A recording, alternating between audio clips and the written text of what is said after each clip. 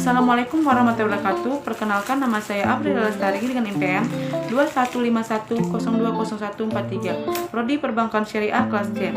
Video ini saya buat untuk memenuhi tugas dari Ibu Gina Ulfa Saifur Rahman MESY, mata kuliah Fikih Muamalah. Di sini saya akan menjelaskan tentang literasi zakat.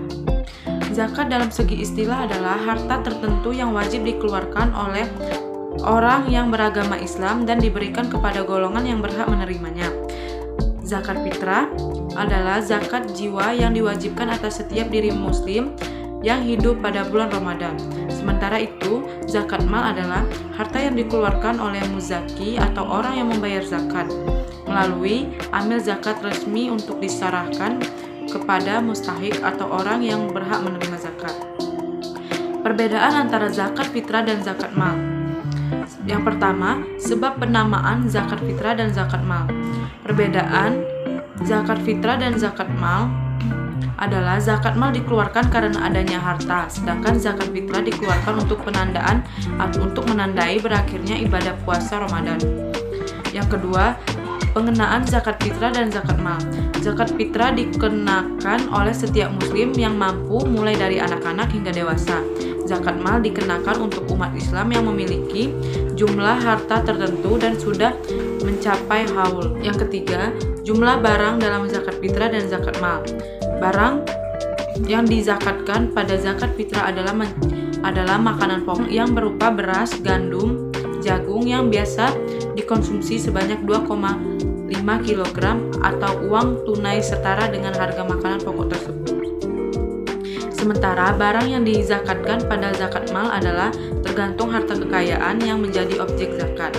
Yang keempat, tujuan zakat fitrah dan zakat mal. Perbedaan zakat fitrah dan zakat mal berikutnya adalah pada tujuan zakatnya, yaitu zakat fitrah untuk memberi makan golongan miskin di Idul Fitri dan menghapus perbuatan sia-sia selama Ramadan. Sedangkan tujuan zakat mal adalah membersihkan harta dari hak orang lain. Kelima, waktu membayar zakat fitrah dan zakat mal. Waktu membayar zakat fitrah adalah penghujung bulan Ramadan dan menjelang sholat Idul Fitri, sedangkan waktu membayar zakat mal adalah jika harta sudah mencapai haul atau dimiliki selama 1 tahun. Yang terkandung di zakat mal. Yang pertama, zakat emas. Nisabnya 85 gram, maka wajib dikeluarkan 2,5%. Yang kedua, zakat pertanian. Pada tanaman yang disirami nisabnya 5%. Zakat perkebunan 10% jika tak ada hujan, 5% jika menggunakan irigasi.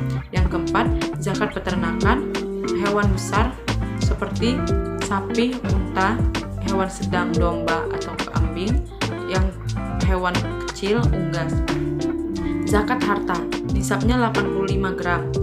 Zakat saham 2,5% mencapai 1 tahun. Yang berhak menerima zakat yaitu fakir, orang-orang yang memiliki harta namun sangat sedikit. Golongan ini tak memiliki atau sulit. Yang selanjutnya, miskin. Hampir sama dengan fakir, namun bedanya miskin masih memiliki harta namun hanya cukup untuk makan sehari-hari saja. Yang ketiga, amil. Mereka yang mengurus zakat mulai dari penerimaan zakat hingga menyalurkan kepada orang yang membutuhkan. Yang keempat, mu'alaf. Mu'alaf adalah sebutan untuk orang yang baru masuk Islam. Mereka termasuk orang yang berhak menerima zakat fitrah. Yang kelima, rikaf. Rikaf atau orang yang biasa disebut hamba sahaya. Yang keenam, fisabilillah. Yang ketujuh, ibnu sabil atau mereka yang kehabisan biaya di perjalanan dalam ketaatan kepada Allah. Yang selanjutnya, zakat produktif adalah pemberian dana zakat kepada mustahik yang diikuti dengan pemberdayaan. Zakat konsumtif adalah pemberian dana zakat kepada mustahik tanpa diikuti pemberdayaan tanpa diikuti pemberdayaan mustahik. Tujuannya yaitu yang pertama, berkolerasi positif terhadap peningkatan ekonomi umat. Yang kedua, menjadi solusi pengentasan kemiskinan. Yang ketiga, menjadi perekonomian modern dan menangani sistem kapasitas dan sosialis. Selanjutnya, orang yang berhak menerima zakat konsumtif dan produktif. Yang pertama, orang-orang fakir. Yang kedua, orang-orang miskin, orang-orang mu'alaf, pengurus zakat, orang-orang yang berhutang, orang-orang yang sedang dalam perjalanan. Sini saya akan menjelaskan tentang MLM atau multi level marketing. MLM atau multi level marketing adalah sebuah usaha MLM yang mendasarkan sistem operasionalnya pada prinsip syariah. MLM adalah menjual atau memasarkan langsung suatu produk baik berupa barang atau jasa kepada konsumen yang halal dan bermanfaat. Proses perdagangannya tidak ada pelanggaran syariah, tidak ada pemaksaan, penipuan, riba, pengurangan timbangan, dan lain-lain. Dalam praktek MLM, syariah menekankan pentingnya peranan akad dalam menentukan sah tidaknya suatu perjanjian bisnis yang terdiri dari akad sistem murabahah dan akad sistem mudarabah.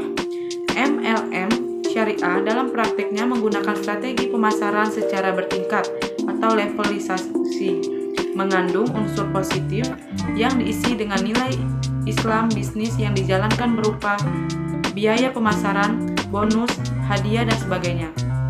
Tergantung prestasi dan level seorang anggota. Dalam fikih disebut samsarah atau simsar. Selanjutnya, contoh MLM yang ada di Indonesia yang benar-benar syariah dan yang tidak LMM. Dikatakan syariah apabila yang pertama, produk berkualitas, halal, thayyib, dan menjauhi syubhat. Yang kedua, terdapat sistem akad. 3. Operasional kebijakan corporate culture harus sesuai syariah. Keempat, memiliki DPS. Kelima, rumusan internship harus adil, tidak menzalimi, dan berorientasi pada falah. Keenam, tidak ada markup yang berlebihan. Ketujuh, bonus yang diberikan harus jelas, angka nisbahnya sejak awal. Yang kedelapan, tidak ada yang bereksploitasi dalam ukuran pembagian bonus. Selanjutnya, bagian bonus harus mencerminkan usaha masing-masing, tidak menitik beratkan barang-barang tertier.